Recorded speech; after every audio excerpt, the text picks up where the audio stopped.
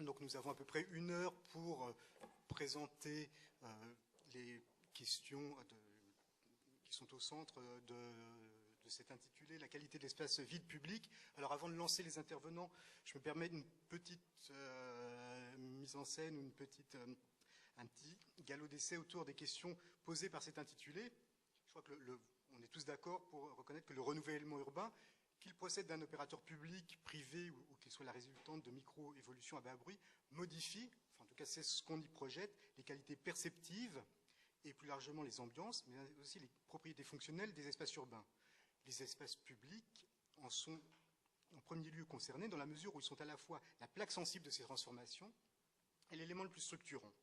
Interroger le renouvellement urbain aujourd'hui, c'est donc examiner le destin, les évolutions et les transformations de l'espace public, ou à contrario son obsolescence ou sa disparition, mais c'est surtout observer les nouvelles formes qu'il prend, les usages qu'il autorise, incite ou proscrit, bref, envisager les nouvelles manières d'être ensemble en ville, de faire ville, entre guillemets, que l'on soit en métropole ou dans un bourg à l'écart, en ville-centre ou dans le périurbain, dans un quartier d'affaires ou aux marges d'une ville rétrécissante, voire dans un bidonville, au sud bien souvent, mais parfois au nord à présent.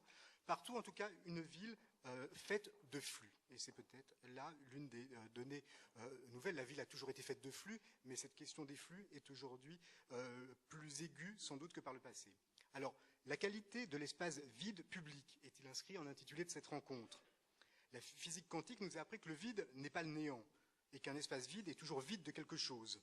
Une fois qu'on l'a vidé de tout ce que l'on connaît, il conserve la possibilité de fluctuer entre plusieurs états et de faire advenir ce qui n'était que virtuel.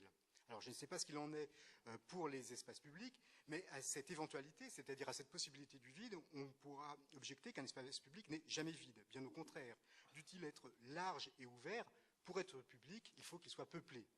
Peuplé d'individus, d'hommes, de femmes, d'enfants, de couples, de familles, de groupes, mais aussi peuplé d'objets dépositaires de cette humanité, peuplé ou composé de ces opérateurs ou dispositifs spatiaux qui les rendent accessibles, traversants, propices à l'échange, favorables à l'arrêt ou à la déambulation.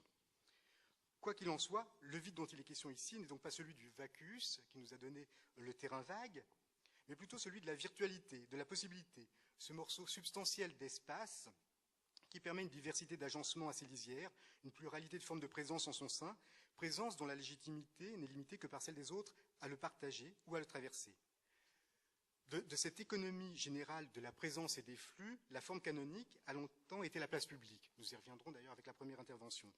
Chez les Grecs, d'ailleurs, l'agora avait pour autre nom estia koiné, le foyer commun.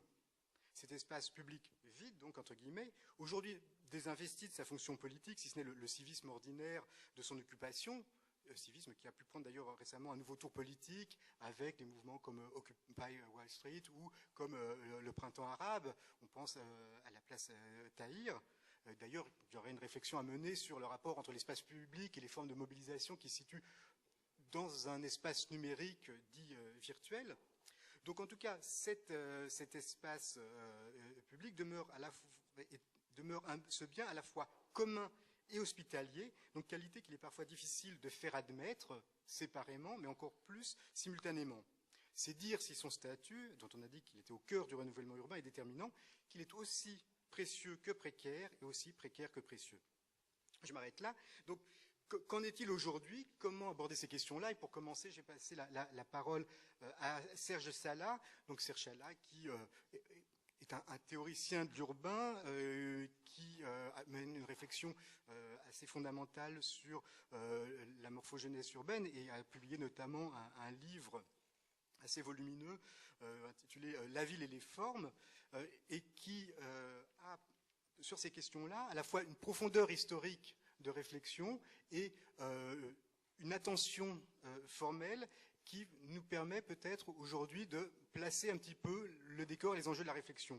Je passerai ensuite la parole à Olivier Piron qui a publié il y a maintenant un peu plus d'une dizaine d'années un ouvrage qui s'appelait « Le renouvellement urbain » et dont le sous-titre était une approche systémique, et j'interrogerai pour savoir ce qui a changé depuis 10 ans dans la manière d'envisager le renouvellement urbain, et secondairement, au-delà de la façon dont on traite l'obsolescence de certains quartiers, le destin de ces espaces publics, est-ce qu'on les sature ou est-ce qu'on les oublie, comment on les traite. Et enfin, je passerai la parole à Michel Bonetti, qui vient de publier récemment un ouvrage avec Barbara Allen, qui n'a pas pu être avec nous aujourd'hui, un ouvrage qui fait le point sur la rénovation urbaine des grands ensembles menée dans le cadre du PNRU, du Programme national de rénovation urbaine, et qui interroge entre autres l'objectif de banalisation qui était au centre de ce programme-là.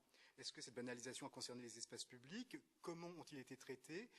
Avec quel succès ou quels échecs?